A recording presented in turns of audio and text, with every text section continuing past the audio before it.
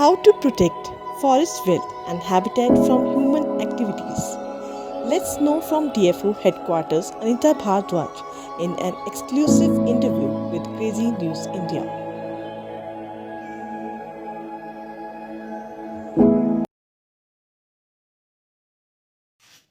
नमस्कार मैम।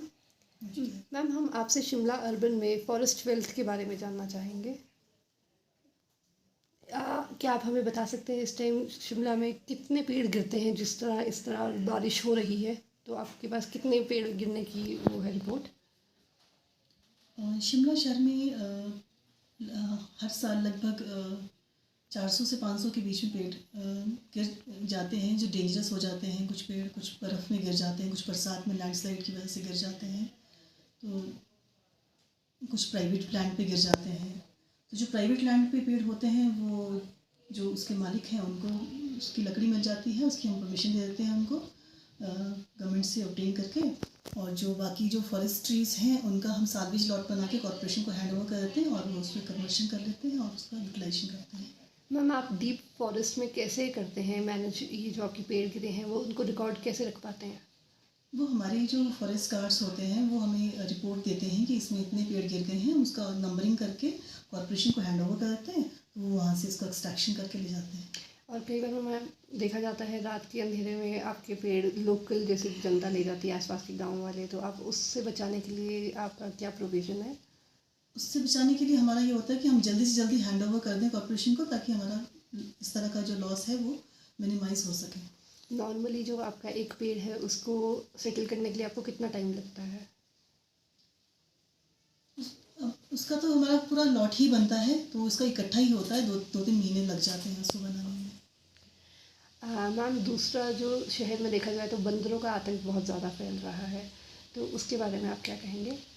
जो बंदरों का आतंक है, जहाँ तक इसकी संख्या का सवाल है, तो अभी मैं आपको बताना चाहूँगी कि जब से हमने कुछ डिपार्टमेंट ने कुछ ऐसे मेजर्स लिए हैं, जैसे इनको स्टरलाइजेशन किया है और थोड़ा वर्मिंग भी डिक्लेयर हुआ था, तो इन सब चीज़ों की वजह से, इन सब कारणों से जो बंदरों की संख्या है उसमें कुछ कमी तो आई है। बट मैं आपको थोड़ा सा ये बता सकती हूँ कि जो हमने जो इतने सालों में जो हमारी स्टडीज़ हुई हैं उसमें हमने देखा है कि नंबर तो हमारा कम हुआ है, लेकिन जो मिनेस है, मंकी मिनेस, वो इतना कम नहीं हो पाया है। इसका कारण ये रहा कि पहले के जो ट्रुप्स होते थे, ट्रुप्स का मतलब होता है एक ग्रुप में जितने मंकीज़ होते हैं उसमें संख्या बहुत ज़्यादा होती है। पहले नॉर्मली ये होता था कि 50 से 60 मंकीज़ एक ग्रुप में होते थे। अब वो ग्रुप साइज थोड़ा छोटा हो गया है और वो थोड़ा स्कैटर हो गया है, तो मिनेस बहुत ज़्यादा कम नहीं हो पाया है। तो इसके लिए भी हमारी कुछ स्टडीज़ चल रही हैं, हम इसमें प्रयास कर रहे हैं। और जैसे हमारी जो नॉर्मल हमारी जो मेजर्स थी, लाइक जैसे स्टरलाइज करना और फलदार पौधे लगाना, और जो राउडी मंकीज़ हैं उनको पकड़ के हमने अपने उसमें रखना है कहीं, और उसको अपनी जो हमारा टुट्टी में रट्टी है उसमें रखना, ये सब चीज़ें तो हम करते ही रहते हैं। मैम फिर भी देखा जा रहा है आजकल मंकीज़ कुछ ज़्यादा ही एग्रेसिव हो रखे हैं, तो उसको कंट्रोल करने के लिए आपकी तरफ से कोई प्रोग्राम चलाया जा रहा है?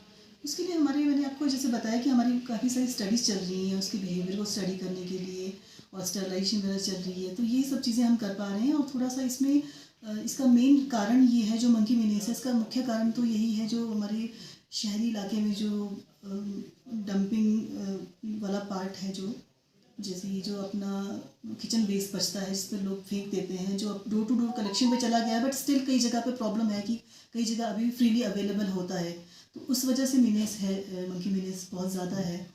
तो इस पे भी, इसमें जो लोकल हमारी एमसी है, म्यूनिसिपल कॉर्पोरेशन शिमला है, उनका भी बहुत एक्टिव रोल है, तो उनसे भी हम कई बार टिकअप करते रहते हैं। तो ये कलेक्टिव एफर्ट है, सोसाइटी और जो हमारी लोकल सिविक बॉडीज़ हैं उन सबका इसमें रोल है, और वो सब मिलके ही इसको कुछ कर पाएंगे। Ma'am on an average in a month MC और फॉरेस्ट डिपार्टमेंट मिलके कितना मंकी कंपनसेशन देता है जो बाइट्स का केसेस आते मंकी हैं? कंपनसेशन का अब नहीं देते हैं, पहले ये जी। कंपनसेशन दिया जाता था, बट जी। अब ये है कि इसका जो वैक्सीनेशन, इसका जो ट्रीटमेंट है वो फ्री है, तो इसलिए कंपनसेशन नहीं दिया जाता है। राइट।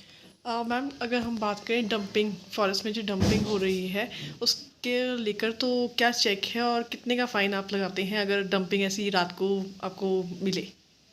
डंपिंग के लिए एक तो देखिए शिमला शहर में बहुत डंपिंग की बहुत गंभीर समस्या है। ये हम कुछ साल मतलब कुछ टाइम से हम भी देख रहे हैं। इसका कारण ये है कि यहाँ पे डंपिंग साइट्स का ना होना है।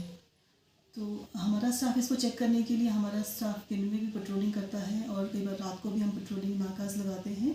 तो इसमें जो भी पकड़ा जाता है उसको हम जुर्माना लगाते हैं। छोटी गाड़ी का उसके लिए अलग अलग रेट्स हैं। जैसे पिकअप है तो उसका डिफरेंट रेट है और जो हमारा टिपर है उसका अलग अलग रेट है। जो क्वांटिटी के हिसाब से होता है कि कितनी क्वांटिटी उसमें मग की लेके जा रहे हैं, तो उसके अकॉर्डिंगली हम उसमें जुर्माना लगाते हैं।